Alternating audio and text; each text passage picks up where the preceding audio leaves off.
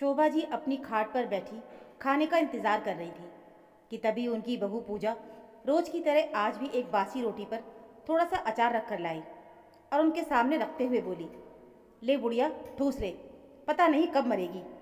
इतना कहकर वो पैर पटकते हुए अपने कमरे में चली गई। शोभा जी से सूखी रोटी चबाने में परेशानी हो रही थी, इसलिए रसोई घर में गईं और एक कटोरी में थोड़ा सा दूध लेकर अपने कमरे की तरफ जाने लगी कि तभी उनकी बहू पूजा, जो अपनी माँ से फ़ोन पर बात कर रही थी, जैसे ही उसने अपनी सास को कटोरी में दूध ले जाते देखा तो गुस्से में लाल हो गई और अपनी सास के पास जाकर उनके हाथ से दूध की कटोरी छीनते हुए बोली, बुढ़िया तेरी हिम्मत कैसे हुई मेरी बिना इजाज़त के रसोई में कदम रखने की। अरे हद हो गई, बुढ़ापे में तो शर्म करो। बच्चों के लिए थोड़ा सा दूध आता है, उस पर भी नज़र गड़ाए रहती हो। इस उम्र में दूध पीकर कौन सी ताकत बढ़ाना चाहती हो। कहते हुए उसने शोभा जी के हाथ से दूध की कटोरी छीन ली और रसोई में रखकर ताला लगाकर वापस कमरे में आ गई।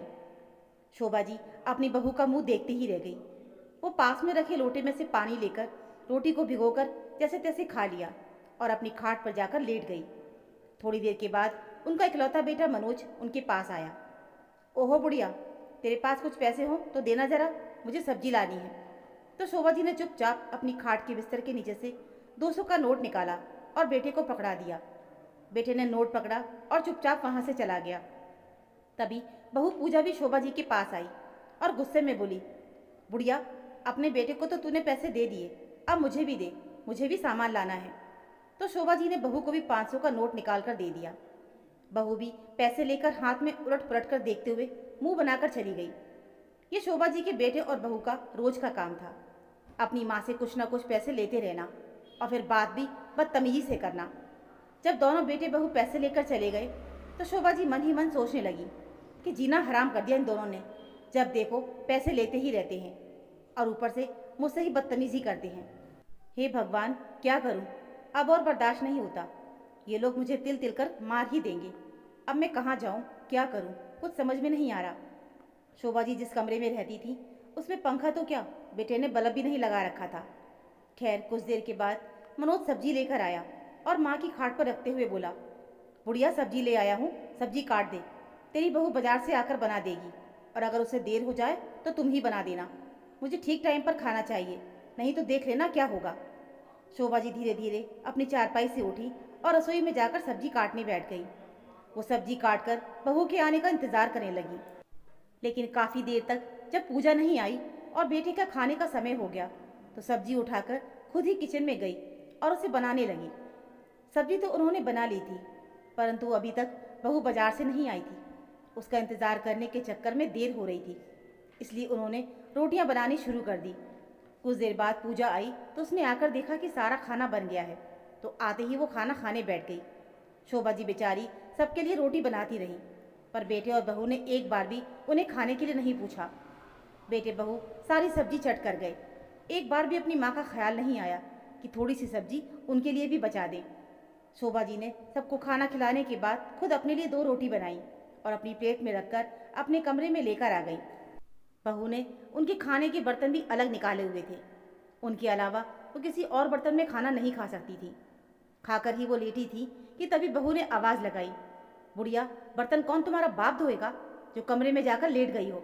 जल्दी से आकर बर्तन धो, मुझे झूठे बर्तन बिल्कुल पसंद नहीं। तो शोभा जी ने लंबी सांस भरी और अपने घुटनों पर हाथ रखकर फिर से चारपाई से खड़ी हो गई। अपनी छड़ी उठाई और धीरे धीरे कदमों से चलती हुई किचन में आ गई और सारे बर्तन समेटे और बर्तन धोने लगी। अभी बर्तन धुले ही थे कि इतने में फिर बहू आ गई और बोली कि किचन की सफाई भी कर देना। शोभा जी ने पहले बर्तन साफ किए, उसके बाद किचन की सफाई की। ये सब काम करके शोभा जी बहुत थक गई थी। धीरे धीरे कदमों से चलते हुए फिर से अपने कमरे में आई और आकर अपनी चारपाई पर बैठ गई। वो सोच रही थी कि थोड़ी सी कमर सीधी कर लेती हूँ। ये सोचकर वो लेटी ही थी कि तभी देखा घर में बहू की सहेलियाँ आई हुई हैं। पूजा अपनी सहेलियों को देखकर बहुत ज़्यादा खुश हो गई।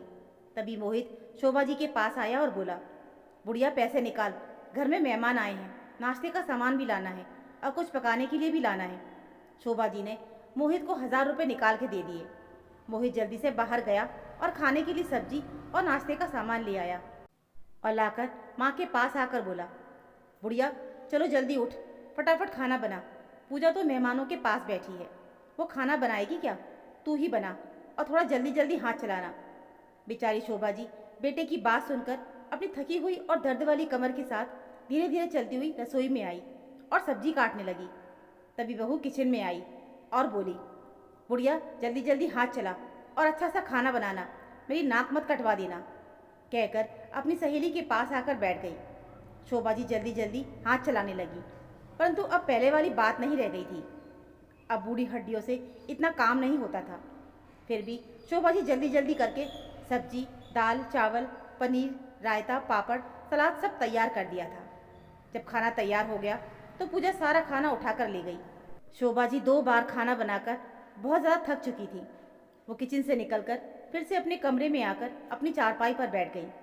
पूजा ने एक बार भी अपनी सास को खाना और नाश्ते के लिए नहीं पूछा। उसने एक बार भी ये नहीं कहा कि माँ जी आप भी आ जाइए, मेहमानों के पास बैठिए, मेहमानों के साथ खाना खा लीजिए। शाम के समय उसकी सहेली चली गई। खाना इतना बच गया था कि किसी को खाना बनाने की ज़रूरत ही नहीं थी, वरना फिर से शोभा जी को ही खाना बनाना पड़ता। रात हो चुकी थी और शोभा जी थक कर चूर हो चुकी थी। दोपहर को उन्होंने 2 रोटी ही खाई थी। उसके बाद से उन्होंने कुछ भी नहीं खाया था। उन्हें बहुत तेज भूख लग रही थी, परंतु उनसे उठा नहीं जा रहा था। उन्हें खाना देगा भी कौन? बेटे और बहू से तो ये उम्मीद भी नहीं की जा सकती थी कि उन्हें खाना देंगे। बेटे और बहू ने तो उनका जीवन नरक बना डाला था और उन्हें समझ नहीं आ रहा था कि इस नरक जैसे जीवन से वह कैसे छुटकारा पाएंगे। उनकी आंखों से निरंतर आंसू बहे जा रहे थे। आज उनको अपने पति की बहन ज़्यादा याद आ रही थी। वो सोच रही थी कि महेश जी कितने अच्छे संस्कारी थे। अपने पिता के गुण तो इसमें दूर दूर तक नहीं है। महेश जी तो अपने माता पिता का कितना सम्मान करते थे, अपने माता पिता की कितनी सेवा करते थे, और ये नालायक बेटा दिन रात मेरे साथ बदतमीजी करता है। सेवा क्या खाक करेगा? मुझे तो इसे अपना बेटा कहने में भी शर्म आती है। अब तो ये सब मुझसे और बर्दाश्त नहीं होता। शुक्र है भगवान का कि मेरे पति की पेंशन आती है, जिससे मैं अपना खर्चा पूरा कर लेती हूँ, वरना ये तो मुझे भूखी ही मार देता। लेकिन ये पेंशन भी तो मेरे पास नहीं छोड़ता, घर का सारा खर्चा भी मुझसे ही करवाता है। हे भगवान, मुझे कोई रास्ता दिखाओ जिससे मैं इस नर्क जैसी ज़िंदगी से बाहर निकल सकूं। शोभा जी रोई जा रही थी। आज बेटे बहू के व्यवहार ने उन्हें अंदर तक तोड़ दिया था। एक तो भूख का दर्द, ऊपर से बेटे की बदतमीजी और अत्याचार का दर्द। बूढ़ी हड्डियां कब तक सह पाती? पता नहीं कितने घंटे तक लगातार रोती रही। जब थक गई तो उन्होंने मन ही मन दृढ़ निश्चय कर लिया। उन्होंने घड़ी में समय देखा तो रात के 2 बज रहे थे। अपनी चारपाई से हिम्मत करके धीरे धीरे उठी और किचन में जाकर पहले उन्होंने खाना खाया। खाना खाने के बाद धीरे धीरे कमरे में आई और अपना सामान इकट्ठा करने लगी। उन्होंने अपने कपड़े, घर के कागजात, जेवर, रुपया, पैसा जो भी उनके पास था एक बैग में रख लिया और सुबह होने का इंतज़ार करने लगी। सुबह 5 बजते ही उन्होंने अपना बैग लिया और चुपचाप अपने घर से निकल गई। आज वो अपने गांव जा रही थी। जैसे जैसे गांव का सफ़र कर रही थी, बचपन की यादों की एक एक तस्वीर उनकी आंखों के सामने उभर रही थी। क्या दिन थे वो, जब गांव की सारी लड़कियां गांव की गलियों में हंसी ठिठोलियां करती फिरती थी, सारे कामकाज भी करती थी। जैसे ही गांव में पहुंची तो रास्ते में उनकी सहेली की बेटी आशा सफ़ेद साड़ी में दिखी। शोभा जी उसे देखकर हैरान रह गई। उसके पास गई तो आशा भी उन्हें पहचान चुकी थी। उसने शोभा जी के पांव छूते हुए कहा, क्या हुआ मौसी जी, आप ऐसे क्या देख रही हैं? तो शोभा जी ने कहा, बेटी ये सब क्या है, तुम सफ़ेद लिबास में कैसे? मौसी, ये तो मेरा भाग्य है। शोभा जी उसका हाथ पकड़कर बोली, चल पहले तेरे घर चल, फिर बताना मुझे। आशा उन्हें अपने घर ले आई, जहाँ एक छोटी सी कोठरी थी। शोभा जी उसे देखकर हैरान रह गई। बेटी तू इसमें रहती है? हाँ मौसी जी, गांव के सरपंच ने मुझे सर छुपाने के लिए छत दे रखी है। शोभा जी ने उसको अपने पास बिठाया और उसके 2 साल के बेटे मुन्ना को अपनी गोदी में बिठाया और उससे पूछा, बता मुझे ये सब क्या और कैसे हो गया? मुझे तो इस बारे में कुछ भी पता नहीं था। तो आशा ने दुखी मन से कहा, आंटी जी अभी 6 महीने पहले की बात है। मुन्ना के पापा का एक्सीडेंट हो गया। बाइक पर थे, शाम के समय काम से घर आ रहे थे, ट्रक ने टक्कर मार दी और वहीं की वहीं उनकी मृत्यु हो गई। उनके घर वाले मुझे मनहूस मानते हैं, इसीलिए मुझे घर से निकाल दिया। अब मैं और मुन्ना बिल्कुल अकेले हैं। सिलाई कढ़ाई करके थोड़ा बहुत काम करके इसे पाल रही हूँ। कहते कहते आशा की आंखों से आंसू बहने लगे तो शोभा जी ने उसे अपने सीने से लगा लिया। उसे चुप कराते हुए बोली, तू क्यों चिंता करती है? ये मत सोचना कि तू अकेली है। भगवान ने मुझे तेरे लिए ही तो भेजा है। चिंता मत कर, सब कुछ ठीक हो जाएगा। शोभा जी उसे सांत्वना देते हुए बोली, यहाँ बस अब तू ज़्यादा से ज़्यादा 5 दिन किसी तरह और बिता ले, फिर उसके बाद तुझे यहाँ नहीं रहना पड़ेगा। तेरी माँ भी जिंदा है। ये सुनते ही आशा की आंखों से आंसू बहने लगे। शोभा जी ने उसे गले से लगाकर चुप कराया और वापस अपने घर के लिए निकल गईं। और आते ही सबसे पहले न्यायालय से अपने पेपर वर्क पूरा करके अपने बेटे और बहू को अपनी जायदाद घर मकान से बेदखल करके अपनी जायदाद का वारिस आशा को बना दिया, क्योंकि शोभा जी के बुरे समय में उनकी सहेली ने उनका बहुत साथ दिया था। अगले दिन घर पर नोटिस आया। बेटे बहू के होश ही उड़ गए। माँ जी, आप हमारे साथ ऐसा कैसे कर सकती हो? ये घर तो हमारा भी है ना। तो शोभा जी ने वकील और पुलिस की मदद से उनसे घर खाली करवा लिया और अगले दिन ही आशा और उसके बेटे मुन्ना को वो अपने साथ ले आई। जब आशा को पता चला तो उसने बहुत मना किया। नहीं आंटी जी, मैं आपके बेटे का घर उजाड़ कर आपके साथ कैसे रह सकती हूँ? तो शोभा जी ने उसे सीने से लगाते हुए कहा, नहीं बेटी, अगर वो मेरा बेटा होता तो वो मुझे ऐसे नौकरों की तरह नहीं रखता। अब तुझे रोने की ज़रूरत नहीं है। अब तू ही मेरा बेटा है और तू ही मेरी बेटी। हम दोनों इसी घर में सुकून से रहेंगे। कहते हुए शोभा जी ने आशा को गले से लगा लिया। आशा शोभा जी की इतनी सेवा करती कि सबकी कमी पूरी कर देती। शोभा जी की पेंशन से उनका घर अच्छा चलता। आशा भी सिलाई का काम करके घर के खर्चों में मदद करती। अब शोभा जी के घर में चारों ओर उजाला ही उजाला फैला था। शोभा जी और आशा मुन्ना के साथ बहुत खुश रहती थी। दोस्तों, ज़रूरी नहीं है कि अपने घर में उजाला केवल अपनों से ही हो। कई बार अपने धोखा दे देते हैं और गैर आकर संभाल लेते हैं।